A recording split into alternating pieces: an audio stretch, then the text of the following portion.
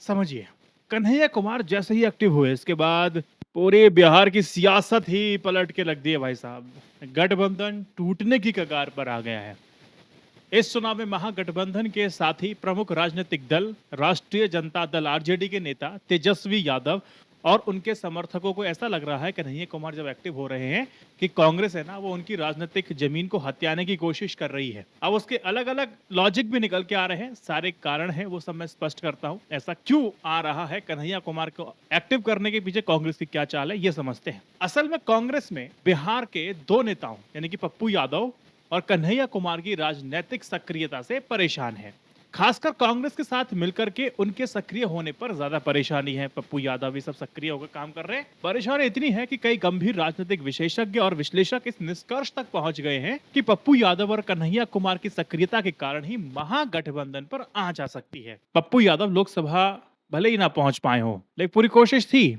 RJD ने पूरी कोशिश की लोकसभा ना पहुंच पाए पप्पू यादव से क्या परेशानी है आरजेडी को, क्योंकि दोनों यादवों की राजनीति करते हैं। खतरा यह है कि पप्पू यादव आरजेडी के समर्थक यादवों को अपने पाले में ला जाएंगे। पप्पू यादव तमाम विरोधों के बावजूद अपनी लोकसभा चुनाव जीत जाते हैं। पप्पू यादव कांग्रेस से चुनाव लड़ना चाहते थे, ऐतराज कांग्रेस को भी नहीं था, आरजेडी को था। अगर ये लड़ेंगे तो हमारा वोट बैंक खिसकेगा, समझा जा सकता है। अब राष्ट्रीय जनता दल को ऐतराज था।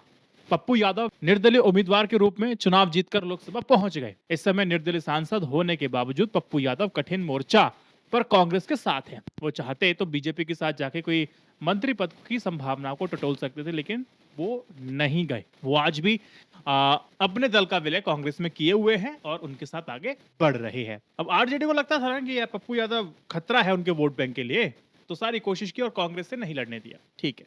अब दूसरी बात, कांग्रेस में कन्हैया कुमार की सक्रियता पर भी आरजेडी को ऐतराज है। क्या इसीलिए कि कन्हैया कुमार सवर्ण हैं? कहा जाता है कि वो भूमिहार हैं। ये ठीक है कि भूमिहार जाति की छवि बिहार में दबंग जाति की है और शायद बहुत गलत भी नहीं है, लेकिन कन्हैया कुमार की पारिवारिक हैसियत और निजी पृष्ठभूमि देखेंगे, उनकी जाति की छवि से मेल नहीं खाती है। हमने देखा पिछले लोकसभा चुनाव में बिहार में गिरिराज सिंह के खिलाफ वो लड़े, लेकिन कन्हैया कुमार नहीं जीत पाए। अब गिरिराज सिंह भी उन्हीं की जाति के हैं। गिरिराज सिंह के खिलाफ कन्हैया कुमार का चुनाव लड़ना उनकी जाति के अधिकतर लोगों को पसंद नहीं आया। भूमिहार जाति के लोग कन्हैया कुमार को जाति विरोधी कहने लगे और मानते हैं। कन्हैया कुमार का पढ़ा लिखा होना, तेज तर्रार होना, हाजिर जवाबी होना, दिमागदार होना, युवा होने का उनका वो गुण ऐसा है जो सबको खल रहा है।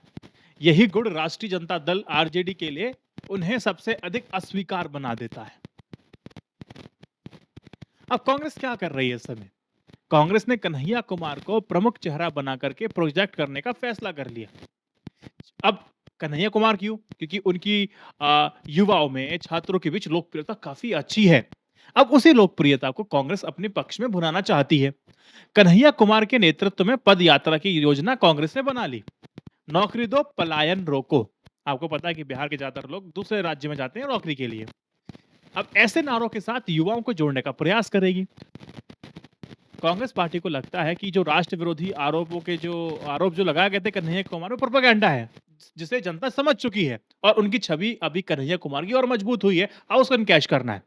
कांग्रेस का जोर इस बात पर है कि संगठन की मजबूती के बिना गठबंधन का कोई लाभ नहीं होगा। इसके लिए ब्लॉक और पंचायत स्तर पर राहुल गांधी की उपस्थिति सुनिश्चित करने की रणनीति पर काम कर रही है कन्हैया और राहुल गांधी। पार्टी ने बिल्कुल स्पष्ट कर दिया है गठबंधन में कोई भी मतभेद नहीं है। मीडिया में चल रही अटकलों को विपक्षी दलों की साजिश बताया और झारखंड में इंडिया गठबंधन की सफलता को आधार बताते हुए कांग्रेस बिहार में उसी रणनीति को अपनाने की तैयारी कर रही, जिसमें वो सामूहिक निर्णय पुराने नेताओं के साथ रखना और युवाओं चेहरे को प्राथमिकता देने का बात शामिल है। चलो ये तो राजनीतिक बात होगी कि हमारी कोई प्रॉब्लम नहीं है, हम आगे चलेंगे, लेकिन क्या कांग्रेस इतना सीधा सीधा जैसा कह रही है ऐसा है? नहीं है। अब इसको समझने के लिए पहले आपको यह समझना पड़ेगा कि बिहार में कन्हैया कुमार की एंट्री से लालू यादव परेशान है, नाराज भी। लालू यादव और तेजस्वी यादव कन्हैया कुमार को तेजस्वी यादव के लिए एक संभावित चुनौती के रूप में देखते हैं। लालू यादव कोई गलत बात भी नहीं है। कन्हैया की लोकप्रियता खासकर युवाओं, मुस्लिम समुदाय के बीच आरजेडी के वोट बैंक पर असर डाल सकती है, इसमें भी कोई दो राय नहीं। तेजस्वी को महागठबंधन का एकमात्र युवा चेहरा बनाए रखने की रणनीति के तहत लालू ने हमेशा कन्हैया को बिहार की राजनीति से दूर रखने की हमेशा कोशिश की। अब इसका छोटा सा एग्जाम्पल अगर मैं आपको दूं तो 2024 का लोकसभा चुनाव ले लीजिए। उसमें देखने को मिला जब कन्हैया को बेगूसराय से टिकट देने की बजाय उनको दिल्ली भेज दिया गया। वजह लालू यादव किसी से छुपा नहीं है। तो ये थोड़ा सा तेजस्वी यादव को बैकफुट पे लाता है। कई बार स्टेज साझा नहीं किए साथ में, कई ऐसी खबरें आते हैं। लेकिन इन सब के बीच में क्या राहुल गांधी इस गठबंधन को तोड़ने को तैयार हैं? बिल्कुल पूर्ण रूप से। क्या कन्हैया कुमार को आगे करके कांग्रेस क्या कोई एक नया समीकरण पेश करना चाह रही है? क्या गठबंधन पर कोई खतरा है? इसको समझिए। राजनीतिक जो जानकार है वो कहते हैं कन्हैया कुमार की सक्रियता और कांग्रेस की नई रणनीति से महागठबंधन में तनाव तो बढ़ेगा, इसमें कोई संशय नहीं है। हाँ, ये कहना मुश्किल है कि गठबंधन पूरी तरह टूट जाएगा, ये नहीं कह सकते। बिहार जैसे बड़े राज्य में कांग्रेस को अपनी भी आरजेडी जैसे मजबूत क्षेत्रीय सहयोगी की आवश्यकता है। कांग्रेस की रणनीति गठबंधन तोड़ने की बजाय अपनी सौदेबाजी की ताकत यानी कि जो बार्गेनिंग पावर है ना उसको बढ़ाने की हो सकती है। देखिए, इसका मतलब साफ ये है कांग्रेस बिल्कुल बोलेगी कि देखिए हम 30-40 पे नहीं, हम 70 पे लड़ेंगे।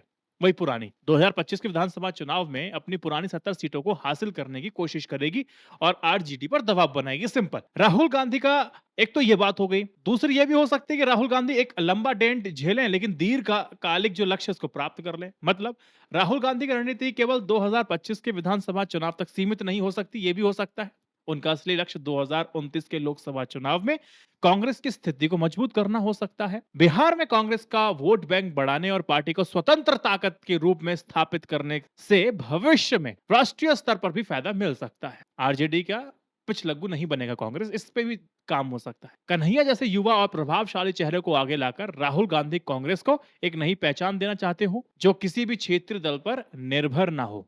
जैसे बीजेपी ने पासा पलट दिया ना महाराष्ट्र में, अब बीजेपी पर क्षेत्रीय दल निर्भर है, ऐसी कांग्रेस कुछ उस तरह से करने की कोशिश कर सकती है। मैं आपको जो बता रहा हूं, अब क्या सही है आगे पता पड़ेगा। लेकिन कांग्रेस की आक्रामक राजनीति रणनीति कन्हैया कुमार की सक्रियता से बिहार की राजनीति में बदलाव आ सकते हैं। कौन कौन से? पहला, कांग्रेस का वोट बैंक खासकर युवा और शहरी मतदाताओं के बीच बढ़ सकता है। दूसरा, आरजेडी और कांग्रेस के बीच टकराव से गठबंधन की एकता कमजोर साफ तौर पे हो सकती है, इसका फायदा तो विपक्ष को होगा, पूरी एनडीए को साफ फायदा होगा। तीसरा, कन्हैया की आक्रामक शैली और तेजस्वी के साथ संभावित टकराव से बिहार में सियासत में एक नया ध्रुवीकरण देखने को मिल सकता है। राहुल गांधी कन्हैया कुमार के जरिए बिहार में राज्य कांग्रेस को मजबूत करना चाहते हैं और पार्टी की स्वतंत्र पहचान बनाना चाहते हैं। इससे लालू और तेजस्वी की नाराजगी बिल्कुल स्वाभाविक है क्योंकि कन्हैया को तेजस्वी के लिए चुनौती के रूप में देखा जा रहा है और जनता उसी के रूप में देखेगी। दोनों की उम्र लगभग लगभग उतनी ही है, दोनों ही पढ़े लिखे हैं। वर्सेस तो होगा ही होगा जी। हालांकि गठबंधन पर तत्काल खतरा थोड़ा सा कम दिखाई देता है, लेकिन भविष्य में कांग्रेस और आरजेडी के रिश्ते में खटास बढ़ सकती है या फिर कोई बार्गेनिंग करने का एक नया तरीका कांग्रेस ने निकाला हो और कन्हैया को बाद में साइडलाइन कर दिया जाए। खैर पता नहीं क्या होगा। कन्हैया एक्टिव होंगे तो उनके लिए एक नया स्पेस क्रिएट करेंगे। अपर कास्ट वोटरों और दलितों को कुछ हद तक वो गोलबंद भी करेंगे अगर एक्टिव रहते हैं तो। कन्हैया कुमार का चेहरा दिखा करके अगर बार्गेनिंग कांग्रेस के द्वारा की जाती है, अगर बार्गेनिंग तक बात पहुंचती है तो बहुत शोरों के बीच में कन्हैया कुमार नाम शायद हमें ना सुनाई दे। पता नहीं क्या हो सकता है। सारे पर्सपेक्टिव मैंने आपको समझा दिए। आपकी समझ क्या कहती है मुझे बताइए कमेंट सेक्शन में। इस वीडियो को 3 व्हाट्सएप ग्रुप में शेयर कीजिए। जय Hind, Vande Mataram, stay updated, stay educated, सत्यमेव जयते। नमस्कार।